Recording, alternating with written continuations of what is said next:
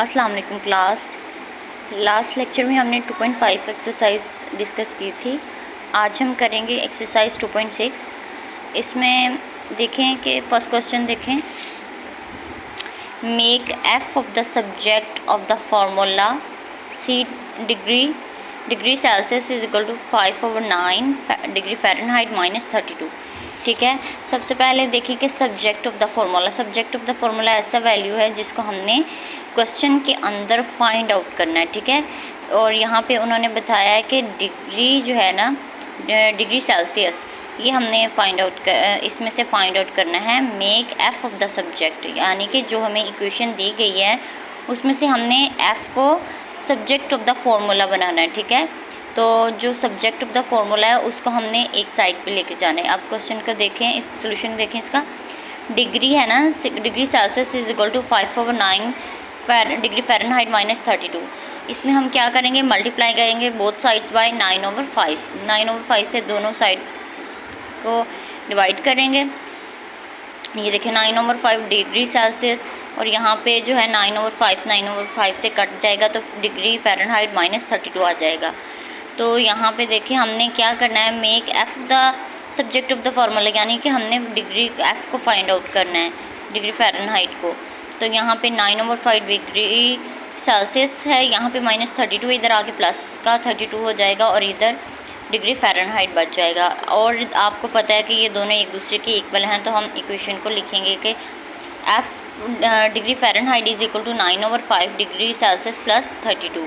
तो ये हमारा एफ़ आ गया इक्वेशन में से। ठीक है, इक्वेशन में से हमने क्या फाइंड करना था, एफ़ को सब्जेक्ट ऑफ द फार्मूला बनाना था। ठीक है, तो सब्जेक्ट ऑफ द फार्मूला में यही होगा कि जो हमसे पूछा जाएगा ना फाइंड आउट करने के लिए, हमने उसको इक्वेशन की एक साइड पे ले जाना है, बाकी जो भी वैल्यूज़ होंगी उसको इक्वेशन की दूसरी साइड पे ले जाना है। इसी तरह क्वेश्चन नंबर 2 देखें। क्वेश्चन नंबर 2 है the formula for finding samples interest is I is equal to PRT। यहाँ पे उन्होंने क्या कहा है कि उन्होंने दो पूछी गई हैं, यहाँ पे दो चीज़ों को फाइंड आउट करना हमने। फर्स्ट है make P the subject of the formula, यानी कि ये हमें वैल्यू दी गई है आई इज इक्वल टू PRT। इसमें हमने सबसे पहले P को सब्जेक्ट ऑफ द फार्मूला बनाना है, देन T को बनाना है। तो अगर देखा जाए आई इज इक्वल टू PRT, तो यहाँ पे देखें कि आई इधर रह गया और हमने P को सब्जेक्ट बनाना है ना, तो P इधर रह गया, तो जो RT है वो यहाँ पे आके इधर मल्टीप्लाई हो रहा है तो इधर आके डिवाइड हो जाएगा। ठीक है, तो ये P और I/RT जो है वो एक दूसरे की इक्वल हैं, तो हम यहाँ पे करेंगे कि P is equal to I/RT। यहाँ पे बी पार्ट देखें, make T the subject of the formula, यानी कि जो इक्वेशन हमें I is equal to PRT दिया गया है, इसमें हमने T को सब्जेक्ट ऑफ द फार्मूला बनाना है। तो यहाँ पे देखें I is equal to T इधर रह जाएगा। ठीक है, T जो है वो उधर रह गया और I is equal to PR आ गया। तो ये दोनों एक दूसरे की इक्वल हैं, तो हम यहाँ पे लिखेंगे T is equal to I/PR। तो ये आपको होप्स हो कि आपको इस क्वेश्चन की समझ आ गई हो कि इक्वेशंस हमें दी गई हैं उसमें हमें बताया गया है कि किस पॉइंट को हमने जो है सब्जेक्ट ऑफ द फार्मूला बनाना है। जैसे यहाँ पे P को उन्होंने कहा है, तो यहाँ पे P एक साइड पे ले गए और बाकी वैल्यूज़ को दूसरी साइड पे ले गए हैं। इसी तरह T का कहा है तो T को एक साइड पे ले गए और बाकी सारी वैल्यूज़ को दूसरी साइड पे ले गए हैं। नेक्स्ट देखें, क्वेश्चन नंबर है, क्वेश्चन नंबर 5 को डिस्कस किया है। यहाँ पे देखिए the area of a trapezoid is A is equal to 1/2 H B1 plus B2।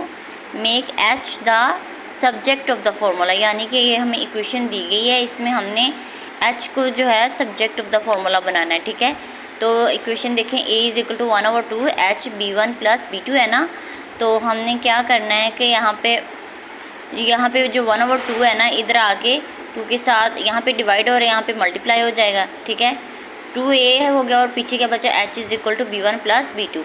तो जो 2A है ना, हमने h को सब्जेक्ट ऑफ द फार्मूला बनाना है, तो h इधर ही रह जाएगा, b1 प्लस b2 दूसरी साइड पे जाके डिवाइड हो जाएगा, इधर मल्टीप्लाई हो रहा है और इधर आके डिवाइड हो जाएगा, ठीक है। 2a over b1 plus b2 is equal to h, और ये दोनों एक दूसरे के इक्वल हैं, तो यहाँ पे हम लिखेंगे h is equal to 2a over b1 plus b2, तो ये हमारा आंसर है। होप सो कि आपको इस क्वेश्चन की भी समझ आ गई। ये सब क्वेश्चन में पूछा गया था कि हमने h को जो है सब्जेक्ट ऑफ द फार्मूला बनाना है इक्वेशन में से, और तो हमने क्या किया कि h को एक साइड पे ले गए और बाकी सारी वैल्यूज़ को दूसरी साइड पे ले गए। इसी तरह हमने क्वेश्चन नंबर 8 को डिस्कस किया है। The equation of a parabola is y square minus 4ax make the x as the subject of the formula, यानी कि हमें इक्वेशन दी गई है y स्क्वायर बराबर है 4ax के, ठीक है। यहाँ पे डिवाइडिंग बाय 4a के साथ हमने दोनों साइड को डिवाइड करना है, ठीक है। y स्क्वायर ओवर 4a हो गया, यहाँ पे y 4a कट गया तो x बच गया। तो ये देखें कि x और ये एक दूसरे के इक्वल हैं, तो हमने यहाँ पे लिखा है x is equal to Y square over 4a। Hope so कि आपको इस क्वेश्चन की भी समझ आ गई हो। इसमें एक क्वेश्चन में कहा गया था कि x को सब्जेक्ट ऑफ द फार्मूला बनाना है, तो हमने x को एक साइड पे ले गए और बाकी सारी वैल्यूज़ को दूसरी साइड पे ले गए। ये हम एक्सरसाइज 2.6 जो हम आज डिस्कस कर रहे हैं, इसके जो रिमेनिंग क्वेश्चंस हैं वो आपने सॉल्व करने हैं। 10 क्वेश्चन है, 4 मैं आपको समझा चुकी हूँ और बाकी के क्वेश्चन जो हैं उनकी आपने प्रैक्टिस करनी है। होप सो कि आपको समझ आ गई हो, बहुत ईजी क्वेश्चन है, और अगर कोई डाउट हुआ तो आप क्लास में मुझसे डिस्कस कर सकते हैं, ठीक है। अल्लाह हाफिज़।